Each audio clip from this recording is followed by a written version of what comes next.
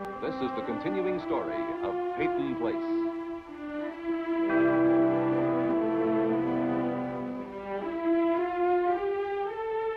Starring Dorothy Malone as Constance Mackenzie, Ed Nelson as Michael Rossi, Mia Farrow as Allison Mackenzie, Ryan O'Neill as Rodney Harrington, Barbara Parkins as Betty Anderson, Tim O'Connor as Elliot Carson, Christopher Connolly as Norman Harrington.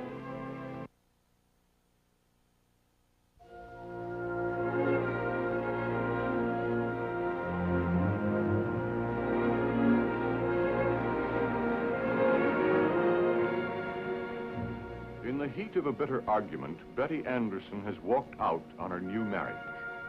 A drastic, overwhelming decision. But to Betty, it is necessary if she is to avoid Stephen's questions and her own answers, which she knows would hurt him deeply. Julie Anderson, surprised and concerned over Betty's action, is unaware of her daughter's desperate dilemma.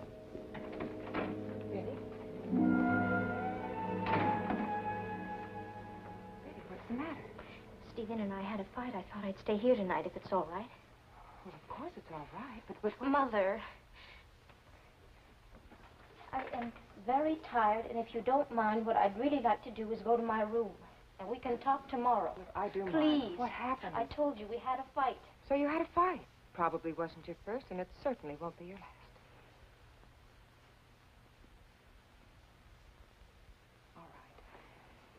All right, then what are you doing here with the bag? Just how long do you plan to stay, and what do you think you're going to accomplish by walking out on Stephen? Mother, I could have stayed at the inn. It's a little less private, but maybe you'd prefer I didn't stay here. That's entirely up to you.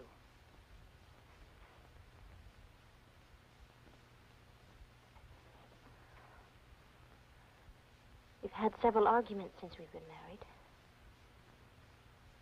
And they've all been about one subject. One inexhaustible subject. Rod, now that I'm, quote, Mrs. Stephen Cord, why do I still have a close relationship with my ex-husband? Why do I still feel protective towards him? Why can't I just let go of him? Stephen asked me that time after time again. Betty, have you given Stephen any reason at all to be jealous? No. Do you remember just before you married Stephen, I asked you if you loved him? Yes. Well? You won't believe this, but I have learned to love him. Maybe so.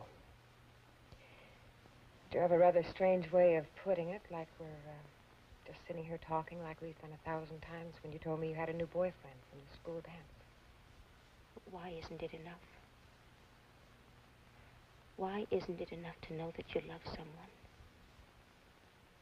Why can't Stephen trust me and believe in himself enough to know that I'm his, I'm completely his?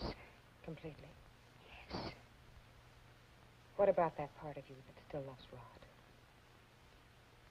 Oh, Betty, is it possible that that's what Stephen is jealous of? Now, what really happened? I mean, it can't all just be Stephen's imagination. Something happened between you and Rod. Something that made Stephen so angry that you had to come home. Mother, just let me come home, please. All right. You can come home.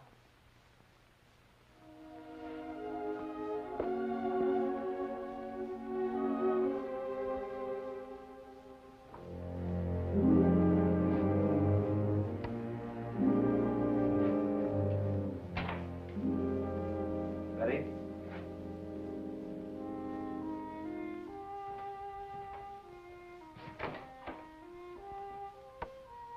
Betty?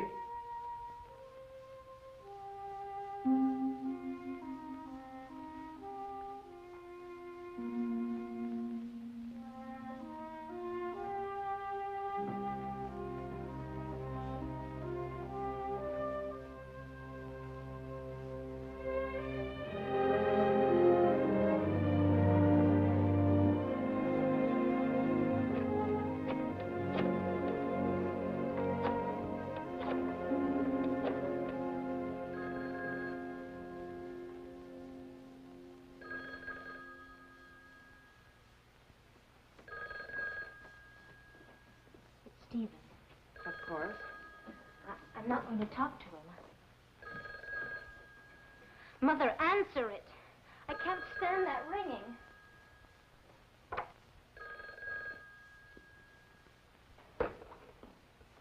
Hello.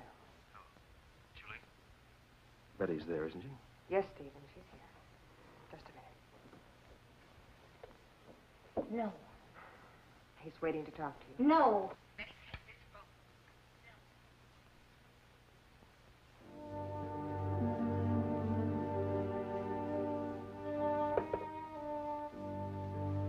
Oh, I'm sorry, Stephen.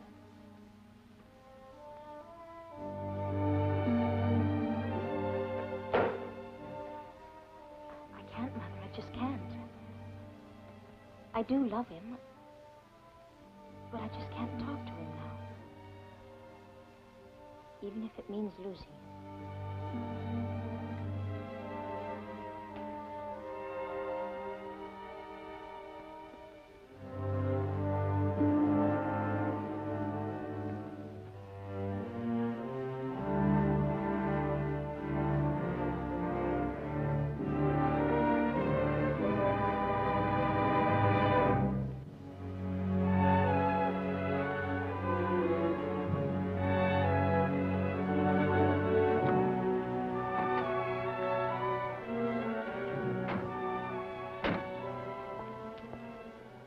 You sure you want to stay here tonight?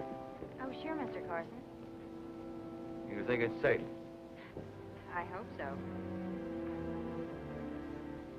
Well, I just wondered why you changed your mind. A couple of hours ago, you had me convinced that Lee was wild, drunk, you know. He's really dangerous, huh? What do you think, Chris? You think Lee's still out there roaming around looking for Rodney? No, but that's just my opinion. It's your opinion, though. Well, I'm really amazed at how calm and relaxed the two of you are after being up all night looking for Lee. Mr. Carson, nobody asked you to... That's right, Chris. I did. I volunteered. Because I wanted to keep Rodney from running into a fist in a dark alley somewhere. And after coming up with nothing, I went back to pick you up. And my wife, she gave me a very interesting piece of information. You're making a big thing out of this. You bet I am, Chris. She told me that you said that Ann Howard had something to worry about. Not Rodney. So she called Ann Howard on the telephone and warned her. It was just as simple as that. Excepting that you took me on a wild goose chase, and I want to know why. I want to know why you just didn't come right out and tell me that Lee was looking for Ann Howard. Look, Mr. Carson, it's late, and I'm sorry you went to all that trouble. Sandy, why does your husband want to hurt Ann Howard? Now, I deserve an answer. And I want one. He's a very mixed-up guy. Sandy, shut up. It's none of your business, Mr. Carson.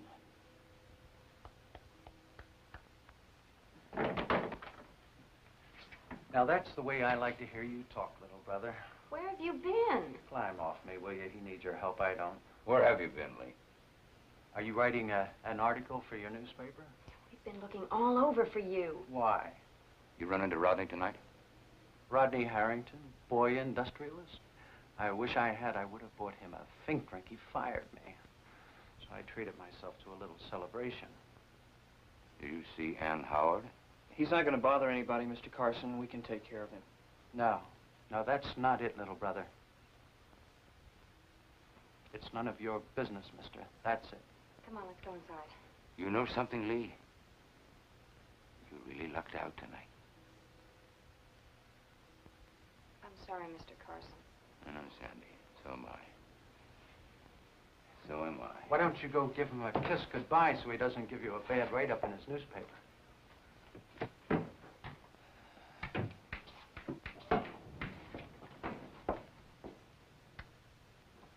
Lee? Yeah. Are you sober enough to know what I'm saying? Are you kidding, little brother? You were looking for Ann Howard, weren't you? Looks like the newspaper man took off, huh? You were looking for her, weren't you? Chris knows. I told him how you tried to break into Ann's room at the boarding house. Go make some coffee. Lucky for you, Ann wasn't at home. I was only going to talk to her.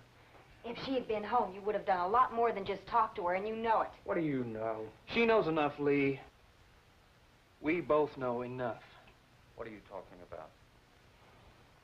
If you will stay away from Ann Howard, if you promise to leave her alone, Then what happened at the bluff? What really happened won't go any farther than us. What are you talking about, Chris? The bluff, Sailor's Bluff. Look, if you're so worried about Ann Howard, I'll leave her alone, okay? Is that a promise? I said I'd leave her alone, didn't I? Okay, then it's a deal. Let's shake on it, Chris. We don't have to shake on it, Lee. We're brothers. I thought I told you to go make some coffee.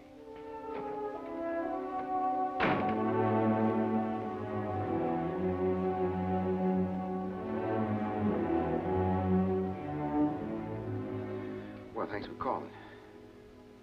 Bye, Ellie. Well, Lee Weber's home, under wraps. That was nice of Elliot Carson to let us know. Yeah. And have you ever thought about moving into the inn? Why, Mike? Well, I just think maybe this time it's a false alarm, but you'd be a lot smarter to be in town. The wharf is awful close to Lee Weber. Mike, I'm not afraid of Lee Weber. That's not the point. He doesn't care whether you're afraid of him or you're not afraid of him. I can't hide. I can't stay in my room all day or cringe in corners at night. I know. I just want you to understand it's not a good idea to be a standing target. You are so protective, and I love you for it. But, Stephen is protecting me, Mr. Carson is protecting me, even Lee Weber's brother is protecting me. But I'm not about to take long midnight walks along the wharf all by myself or make myself a target. Promise. I won't do anything foolish. But I have to live my life. You know, if you're really concerned about my safety, you could, take me out to dinner more often, and, you could invite me out here more often, and you could, You think that solves everything? everything I care about.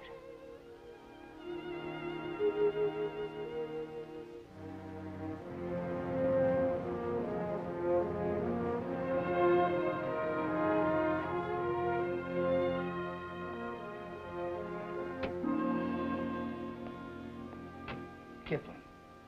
Who Kipling? Sam? Joe? Rudy. Rudyard Kipling. That's better. Nag, nag, nag, perfectionist. Let's see, 19th century India, story about animals. Who cares? Hi, Stephen. Rita. Hi, Steve. Norman. Listen to these crazy characters. Mowgli, Baloo, and Kaa, the rock python. It's great. Yeah. Well, you wouldn't think it was so much fun if you had to remember all that stuff. Akela, leader of the wolf pack. Sounds like you're working for your merit badge. An introduction to college literature. That's what the book says. Do you want coffee right away? Coffee right away. Okay. Why is it that unless people have their first cup of coffee in the morning, they can't even smile? Stay away from that book, you cheater. What, do you have eyes in the back of your head? Do you want to pass this test? Would you like some eggs? Thanks, Rita. Just some orange juice and some rye toast. Okay. Night in the Luxembourg. A night in what? Luxembourg. I never heard of it. It's on your study sheet. I can't do it. I just can't do it. Oh, please, Norm, there's only a few more. We've been at it for an hour. World literature. Who cares about world literature? It's not going to bring in the bread, is it? Would you believe he used to be a bookworm? That was when I was young and carefree. I didn't have a loving wife. Someday you'll be grateful, won't he, Stephen? Behind every important man, there's a wife, right? Sure. My friend, the philosopher. Come on, back to the book. Grind, grind, grind. What do we do it for anyway? Do you know why she drives me like this? Because you and Betty are her models. Someday we're going to have a house like the Cords. Someday you'll have a profession like Stephen. Someday I'm going to be sophisticated like Betty. Betty and Stephen Cord. Boy, they really have it made.